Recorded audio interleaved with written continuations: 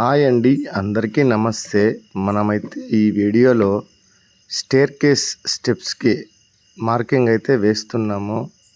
అది ఎలా వేస్తున్నామో ఈ వీడియోలో మీకైతే కొంచెం చూపిస్తాను, చూడండి. ఫస్ట్గా మనం మెట్టికలు ఎక్కేటప్పుడు ప్లేస్ చూసుకోవాలా. అది తక్కువ పెట్టినామంటే మనకి ఎక్కేటప్పుడు ఇబ్బంది అవుతుంది. అందుకే మనం 3.5 పెట్టుకోవాలి. దానికి ఒక 6 ఇంచులు వాల్ పోయినా కూడా మనకు 3 ఫీట్ అయితే పక్కా వస్తుంది. దాని ప్లాస్టింగ్ అది ఇది పోయినా కూడా. ఇప్పుడైతే పైన ఇటుక పెట్టినాను చూడండి, అక్కడి నుంచి అది కంబి కడితే కూడా దాన్ని మూసుకోవడానికి మనం ఆటి నుంచి తీసుకురావాలా.